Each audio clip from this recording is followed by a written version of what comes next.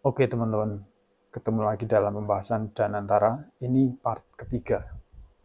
Yang akan saya bahas adalah kontroversinya. Kontroversi yang terjadi mengenai Danantara. Meskipun menurut pendapat saya sebenarnya tidak ada kontroversi, tapi mari kita elaborate lah sedikit, kita jelaskan dan kita argumentasi sedikit. Jadi seperti kita tahu, Danantara itu kan tujuannya untuk memberikan dampak positif ke ekonomi dan juga untuk pengelolaan investasi supaya memberikan return yang lebih besar.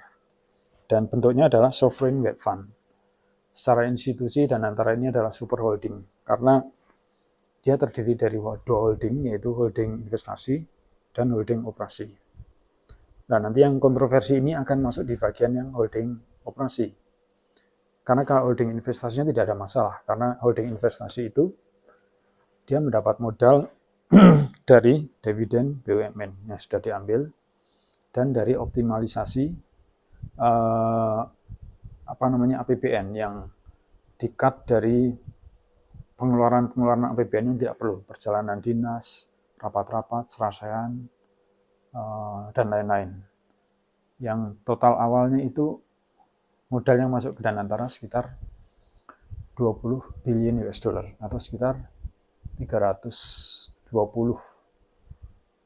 triliun rupiah kalau di dalam anggap kursnya sekitar 16.000. Dan yang menjadi kontroversi adalah apa?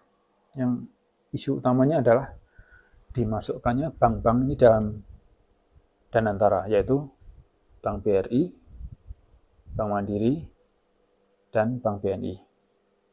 Kenapa menjadi isu atau kontroversi? Karena bank itu originalnya memang memiliki systemic risk gitu loh. Risiko yang sistemik. Kalau satu kolaps, yang lain akan ikut kolaps. Kira-kira begitulah. Nah, ini yang menjadi kekhawatiran masyarakat. Sebenarnya kalau kita telah lebih jauh, itu tidak akan terjadi. Kekhawatirannya adalah gini, kalau bank-bank ini nanti dimasukkan ke Danantara, dikhawatirkan akan dikapitalisasi lagi atau disekuritisasi lagi. Kalau kita lihat secara komposisi itu tidak mungkin. Tidak mungkinnya gini, atau sangat sulit lah. Karena gini, bank itu kalau kita lihat, komposisinya kan sebenarnya overall equity-nya hanya sekitar 10-15% equity. Sisanya antara 85-90% itu adalah leverage. Gitu. Leverage-nya adalah dalam bentuk dana pihak ketiga.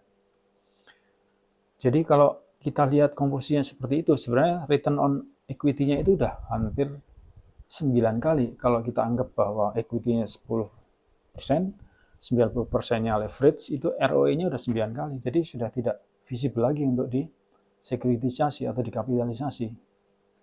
Dan kekhawatiran inilah yang sebenarnya tidak perlulah karena kondisinya memang seperti itu. Dan secara holding, karena Danantara ini adalah bentuknya super holding, di Danantara itu ada dua, satu holding investasi, satu holding operating.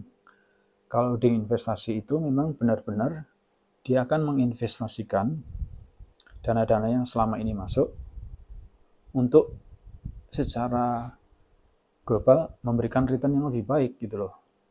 Sedangkan yang holding operating ini memanage BUMN yang 7 itu Bank Mandiri, BRI, BNI, Pertamina, PLN, kemudian Telkom, sama Main ID.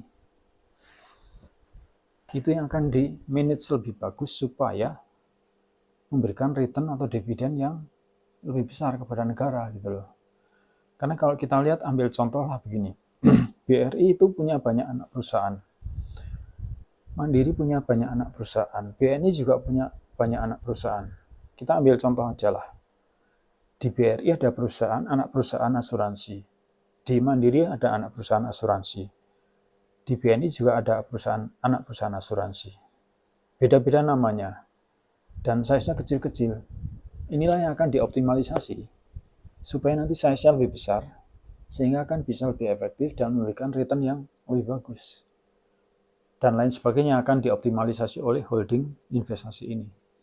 Jadi bahwa kekhawatiran kalau nanti terjadi sekuritisasi untuk bank-bank itu rasanya tidak. Makanya saya bilang sebenarnya tidak ada kontroversi karena sudah diatur sedemikian rupa. Sementara kalau kita lihat Pertamina dan PLN itu nggak mungkin disekuritisasi juga. Kenapa? Karena Pertamina itu public service obligation gitu loh. PLN juga public service obligation atau bahasa simpelnya itu penugasan gitu loh. Penugasan Pertamina untuk mendeliver BBM ke masyarakat gitu loh. Dengan subsidi, dengan non subsidi atau subsidi silang dan sebagainya. PLN juga sama, penugasan juga. Jadi nggak akan mungkin disekuritisasi, tidak ada yang mau investor yang membeli atau memberikan pinjaman untuk aset-aset yang public service obligation. Jadi tidak akan terjadi sekuritisasi atau kapitalisasi. Gitu teman-teman. Mungkin itu aja. Saya nggak akan terlalu panjang karena file size-nya akan besar. Jadi poinnya adalah selama ini yang dikhawatirkan dan antara akan adanya kontroversi, kalau kita telah lebih jauh sebenarnya tidak akan terjadi gitu loh. Karena semuanya sudah ada ruangnya sendiri-sendiri gitu loh. Sudah diatur sedemikian rupa. Tinggal kita lihat aja bagaimana orang-orang di dalamnya ini memanage dan antara untuk memberikan kontribusi kepada negara. Syukur-syukur bisa mengakselerasi pertumbuhan ekonomi yang dicanangkan Presiden Prabowo yaitu sekitar 8%.